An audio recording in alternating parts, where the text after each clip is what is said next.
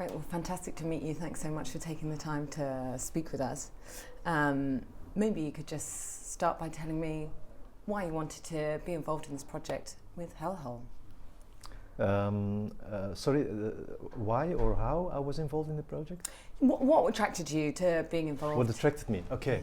I have to say I saw the first film that Bas made. It was Violet, and I was one of the people that adored it.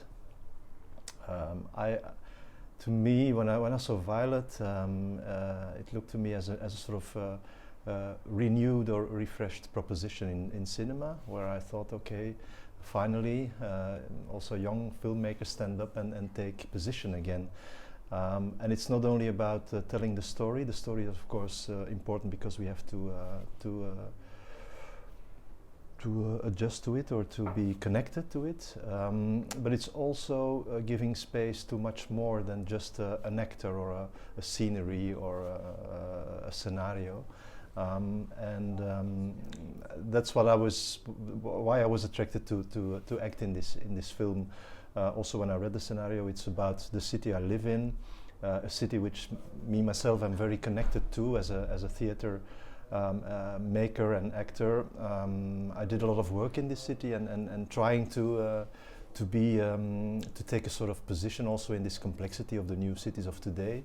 So I recognized a lot of the trials or the subjects that Bas brought in, and of course this moment when the attacks came was a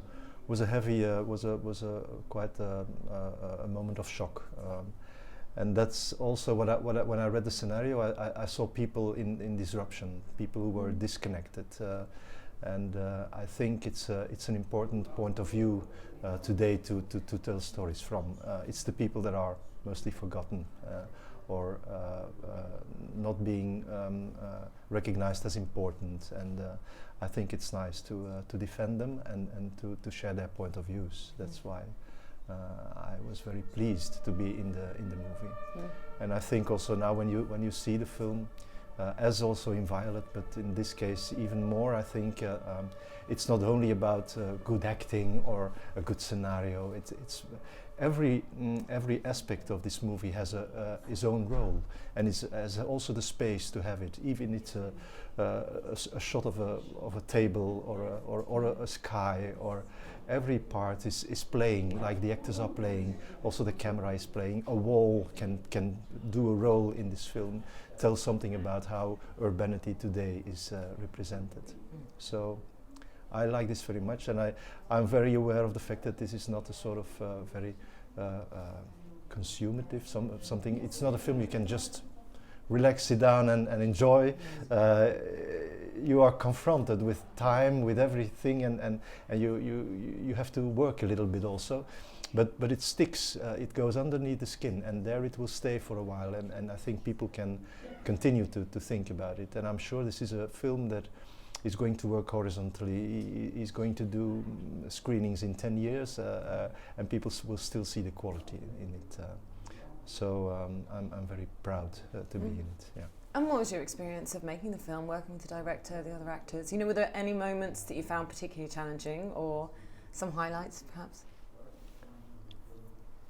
It was there was an enormous comfort, in fact, in making this film, because it's not digitalized. So some scenes took really long, but we only did 1 or 2 scenes per day. So you had like you could work on different things, and all the elements came together when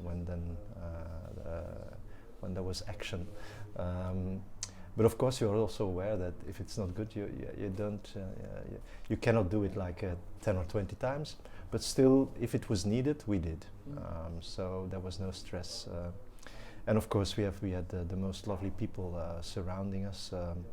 It was lovely to work with all those people. Also, the cameraman is a great person. So meeting also with all those people from like Lubna, Azabal, and Alba, where also representing a bit of this chaotic city that Brussels represents today, is also nice. Was very nice to me. Mostly when films are made in Belgium, you always meet the same people, and so this was completely different in a way, and that was nice.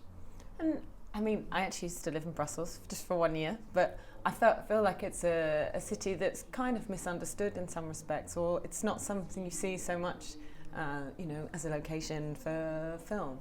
So, what do you think that people can discover about the city, and why is it important to have films about Belgium and Brussels? I think a lot of cities are mostly have similar aspects in common. Maybe Brussels is such a variety. It's an overwhelming variety. In fact, from even if you go 15 miles outside of Brussels and you come back, it's a different world. And people outside of Brussels are sometimes scared of this effect, but in fact this is what's happening in all the cities in Europe, and it's part of history. We created ourselves in the West, and now it's payback time. It's like a boomerang coming back in the face. But I think of course now there is a political tension about these happenings, and people tend to go in two parts, extreme left and right, and they have the big fight about what is the interest of it, or the possibility or the future of it.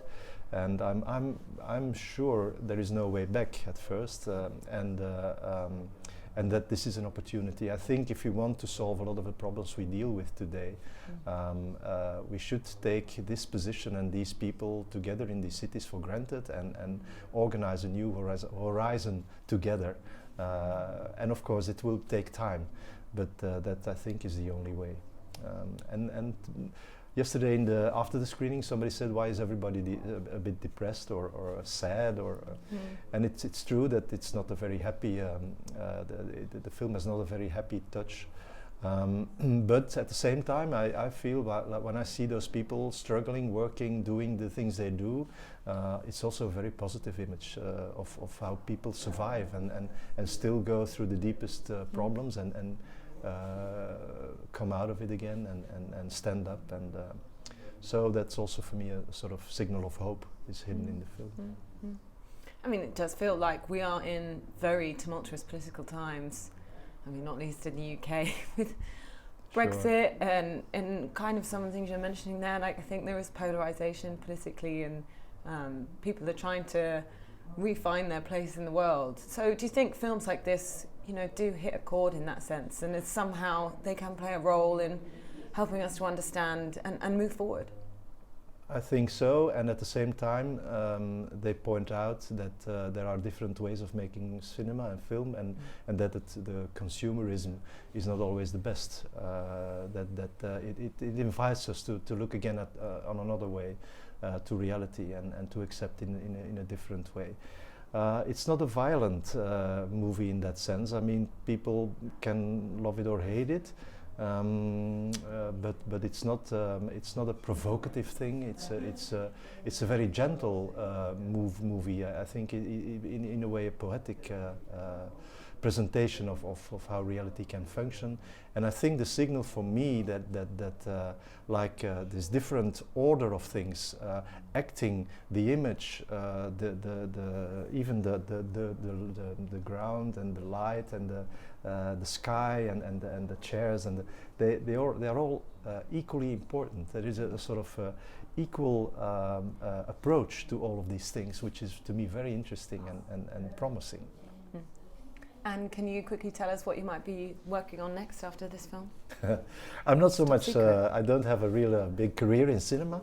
I was mostly a theater maker and performer.